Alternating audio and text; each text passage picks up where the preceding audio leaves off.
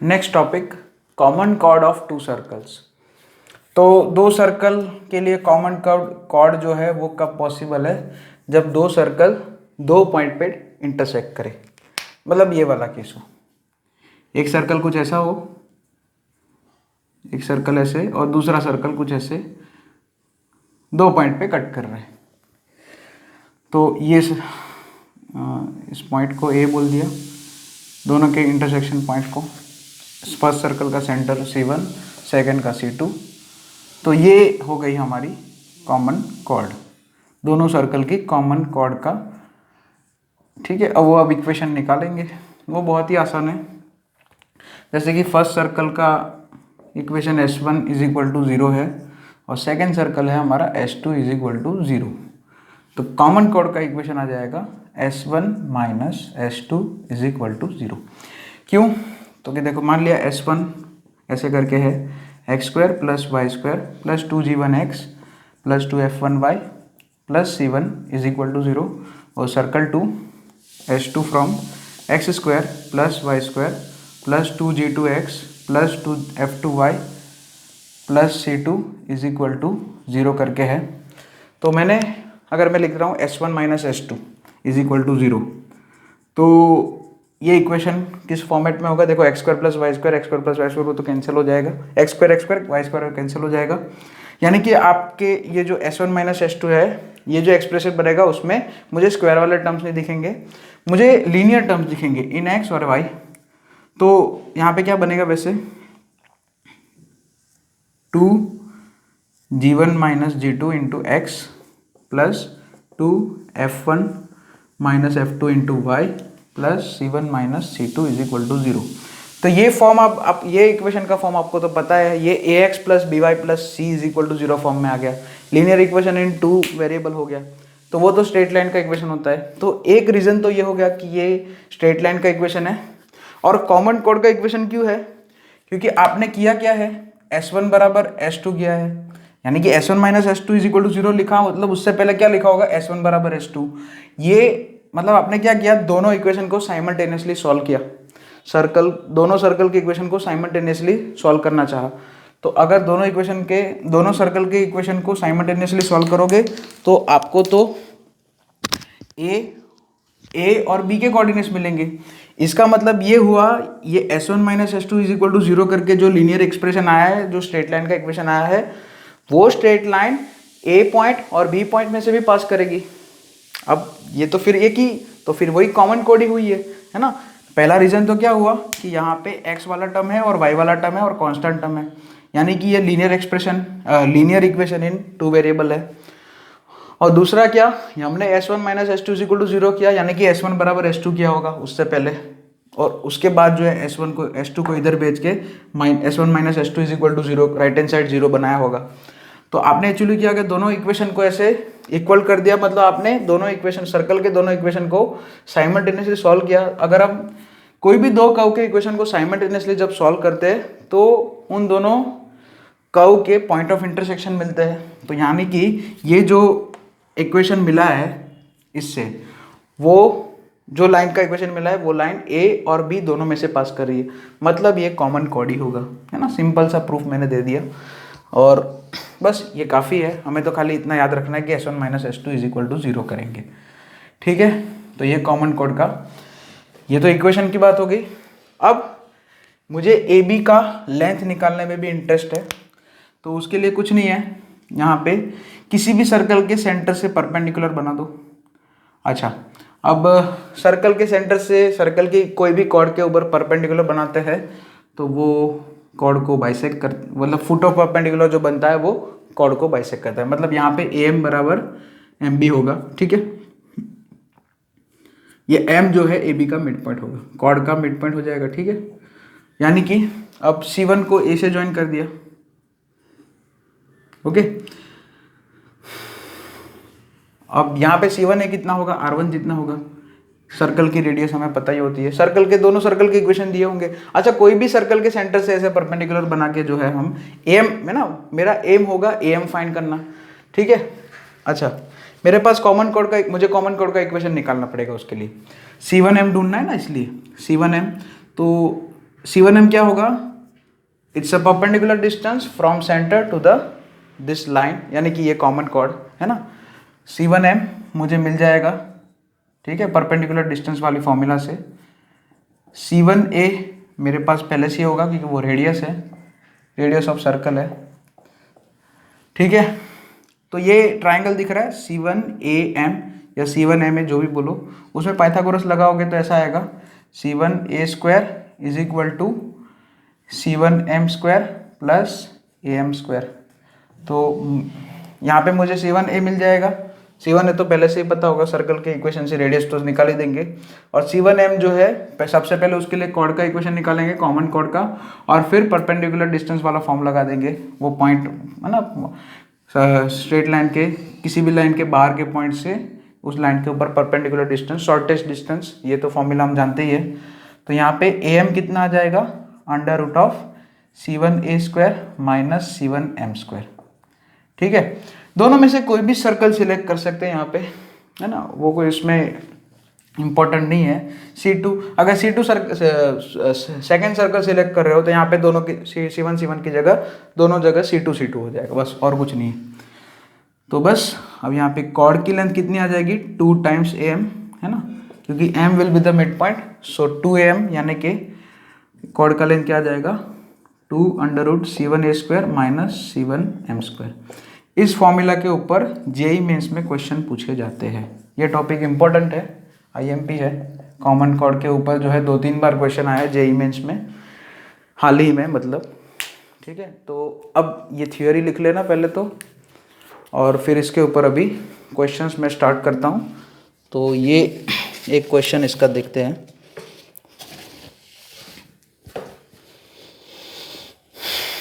Okay, तो find the length of the common chord का equation है, एक क्वेश्चन है उसमें। देखो कॉमन कॉर्ड का जो इक्वेशन है वो तो ढूंढना ही पड़ेगा, तो वो तो चीज़ आ ही जाएगी, ठीक है। तो लेंथ का इक्वेशन ले लूँ ताकि इसमें सारी चीज़ें कवर हो जाएगी। ओके, आपको 2 सर्कल के इक्वेशन दिए जाएंगे और फिर उसी हिसाब से काम करना है आपको। प्रोसेस यही है आपको जैसे ये बताई है। देखो कोऑर्डिनेट ज्योमेट्री में डायग्राम अगर आप डायग्राम बनाओगे तो उससे क्वेश्चन बहुत ही अच्छे से सॉल्व हो जाएगा। कोई भी चैप्टर हो चाहे, है ना, स्ट्रेट लाइन हो, पैराबोला हो, सर्कल हो, कुछ भी हो, कॉनिक सेक्शन में कुछ भी हो, इलिप्स हो, कुछ भी हो, उसमें डायग्राम अगर बना दोगे ज्योमेट्री में तो उसको ज्योमेट्रिकली जो है आसानी हो जाएगा आपको पहचानने में कि आगे क्या उसमें प्रोसेस करना है, कैसे अप्रोच लगाना है, ठीक है। तो एक क्वेश्चन ऐसा है यहाँ पे, find the length of common chord of 2 circles. Find length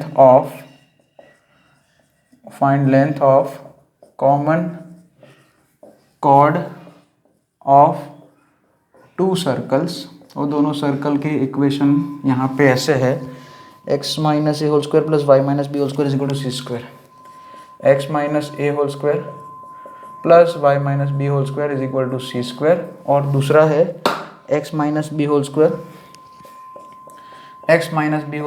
plus y minus a whole square is equal to c square, ठीक है।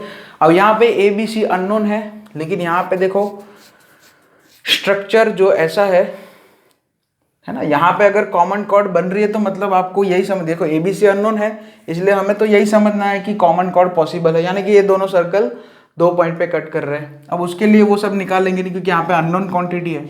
अगर उसने कॉमन कॉर्ड का लेंथ निकालने को बोला है, क्योंकि ये ए बी सी तो अननोन है ना यहाँ पे, तो फिर वही R1, फिर कंडीशन की बात नहीं करेंगे हम इधर, हाँ ना, हम यही मान के चलेंगे कि ये कंडीशन सेटिस्फाई है। और चेक करना चाहो तो इसमें सेंटर टू सेंटर डिस्टेंस कितना आएगा। यहाँ पे देखो फर्स्ट का सेंटर कितना है a, b, सेकेंड सर्कल का सेंटर कितना है b, a, कार्टेशियन फॉर्म में दिया है। दोनों की रेडियस सेम है, दोनों की रेडियस कैसी है, सेम है। R1 is equal to R2 is equal to C है, ठीक है। तो यहाँ पे a minus b whole square plus b minus whole, यानी कि 2 times a minus b whole square is less than 2c, ऐसा, ठीक है।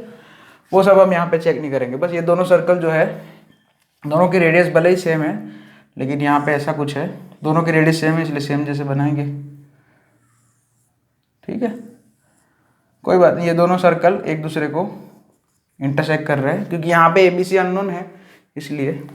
और उसने क्वेश्चन में बोल रखा है कि कॉमन कॉर्ड पॉसिबल है, तो लेंथ कब निकालेंगे हम, कॉमन कॉर्ड पॉसिबल होगी। अब कॉमन कॉर्ड कब पॉसिबल होती है, जब दोनों सर्कल ऐसे दो पॉइंट पे इंटरसेक्ट करते तब। तो सबसे पहले तो कॉमन कॉर्ड का इक्वेशन मुझे निकालना पड़ेगा यहाँ पे, तो वो हो जाएगा S1 - S2 = 0, जैसा कि हम सब जानते हैं। तो यहाँ पे S1 - S2 0 कैसे करेंगे, लेफ्ट साइड पे देखो ऐसा आएगा, x - a whole square minus x - b whole square, है ना। यहाँ पे ये इसमें से ये माइनस प्लस ये y - b whole square minus y - a whole square, और राइट हैंड साइड पे सिंपली 0 हो जाएगा, c² - c², ठीक है। ओके, अब ये a² - b² दिख रहा है और ये भी a² - b² फॉर्मूला दिख रही है मुझे, तो इसमें फिर वही बात a + b a - b, यानी कि 2x - a - b, है ना, a + b, और a - b करोगे तो x कैंसिल हो जाएगा और -a + b हो जाएगा दूसरे ब्रैकेट में। सिमिलरली यहाँ पे भी वही फैक्टराइज कर दो, 2y - b - a, और दूसरा आ जाएगा -b + a = 0, ठीक है। अब यहाँ पे b - a कॉमन है, दोनों में से b - a कॉमन निकल दिया, यहाँ पे आ जाएगा 2x - a - b, और यहाँ पे वैसे a - b है, b - a करोगे तो यहाँ पे माइनस साइन आ जाएगा, यानी कि -2y + b + a = 0। यहाँ पे b माइनस है ना, फर्स्ट टर्म के में x वाले टर्म के साथ b - a है इधर ब्रैकेट में, और इधर a - b है, उसका b - a करोगे तो इधर माइनस साइन जनरेट हो जाएगा, फिर b - a कॉमन निकल दिया। तो यहाँ पे या तो b - a 0 या तो 2x - अब यहाँ पे देखो ये कैंसिल है, ठीक है। ये तो भूल जाओ इसको, तो सीधा अब यहाँ से देखो कॉमन कॉर्ड का इक्वेशन आ गया, और b - a जो है उसको रखो या ना रखो, उसको उड़ाई दो सीधा, तो यहाँ पे ये 2 भी कॉमन निकाल दो, तो आपको मिलेगा x - y = 0। This is the equation of common chord. अभी तो खाली इक्वेशन ऑफ कॉमन कॉर्ड आया है, जो AB है ना, यहाँ पे AB जो है उसका इक्वेशन जो है मिल चुका है, x = y या x - y = 0, ठीक है, x - y = 0। ये इक्वेशन क्यों निकाला, क्योंकि हम C1 का सेंटर कितना है, अच्छा दोनों में से किसी का भी सेंटर ले सकते हैं, किसी भी सर्कल को सिलेक्ट कर सकते हैं आप इधर। तो यहाँ पे ये परपेंडिकुलर बनेंगे, फुट ऑफ परपेंडिकुलर m आएगा, फिर am की लेंथ निकालेंगे वो पाइथागोरस थ्योरम से। अच्छा यहाँ पे C1 है कितना है, स्मॉल c जितना, ठीक है। तो C1m निकालने के लिए हमें ये कॉमन कॉर्ड का इक्वेशन चाहिए, इसलिए ये प्रोसेस करना पड़ा यहाँ तक। अब कुछ नहीं है मेरे पास, ये राइट एंगल ट्राइंगल में बस एक खाली C1m ही नहीं है, तो उसके लिए C1m के लिए वही मॉड्यूलस पता ही है, a - b, मॉड के अंदर a - b upon √ a² + b², यानी कि 1 + 1 2 हो जाएगा। इधर याद है ना, ax + by + c = 0 होता है, तो मॉड ax ना, वो फॉर्मूला आपको पता ही है।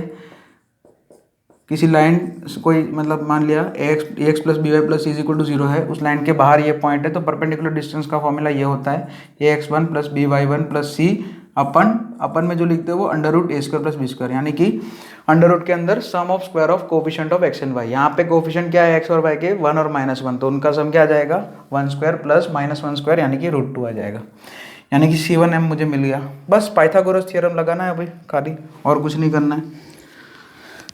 तो ये आप पॉज करके नोट डाउन करना, यहाँ पे मैं इसको अभी मिटा रहा हूँ, ये कैलकुलेशन करना है इसलिए। तो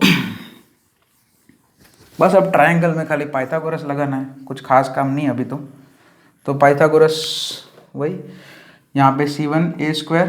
वैसे तो अगर आपको फॉर्मूला याद है तो डायरेक्ट लिख सकते हैं, AB = 2 √C1a² - C1m²। अगर आपको थियरी से फॉर्मूला वरना नहीं याद है तो भी इधर भी डायरेक्ट ऑन द स्पॉट भी बना सकते हैं जब आप सॉल्व कर रहे हैं तब। सो 2 × यहाँ पे रेडियस कितना है, C1m मतलब c है, स्मॉल c का स्क्वायर, C1m यहाँ पे हमने निकाला, उसका स्क्वायर करेंगे तो a - b होल स्क्वायर अपन 2 हो जाएगा, और फिर यहाँ पे सॉल्व करना पड़ेगा थोड़ा, बस यही रहने दो। यहाँ पे ये 2 इधर मल्टीप्लाई करो तो 2c², या फिर एक काम करते हैं, ये जो बाहर वाला 2 है ना, अंडर के बाहर वाला जो 2 है उसको सीधा अंदर भेज देते तो 4 हो जाएगा, यानी कि ऐसा आ जाएगा कुछ 4c² - ये 4/2 इधर 2 into a minus b whole square. A minus b whole square को एक्सपांड करके लिखना चाहो तो लिख सकते हो, लेकिन यही आंसर इधर दिया है, तो ये आ गया हमारा आंसर कॉर्ड लेंथ का, है ना। लेंथ ऑफ कॉर्ड का इक्वेशन जो है, कॉमन कॉर्ड का जो लेंथ है जो वो बन चुका है, ये आ रहा है √4c² minus 2 into a minus b whole square. Okay, this is the question. अब जो जेईई मेंस में जो क्वेश्चन पूछे जाते हैं ना, उसमें ऐसा नहीं होता है, उसमें यहाँ पे नॉन क्वांटिटीज होती है। जैसे मान लिया x-1 whole square plus y-, कुछ भी आपको जनरल फॉर्म में इक्वेशन दिए होंगे, न्यूमेरिकल फॉर्म होता है। यहाँ पे अननोन दे दिया मैंने, है ना, थ्योरी जैसा हो गया कुछ, ठीक है। लेकिन प्रोसेस यही रहेगा, है ना। सबसे पहले आपको कॉमन कॉर्ड का equation S1 minus S2 is equal to 0 करके कंपलसरी निकालना ही पड़ेगा, है ना, क्योंकि आपको परपेंडिकुलर डिस्टेंस सेंटर से निकालना पड़ेगा इसमें, इसलिए, ठीक है। चलो।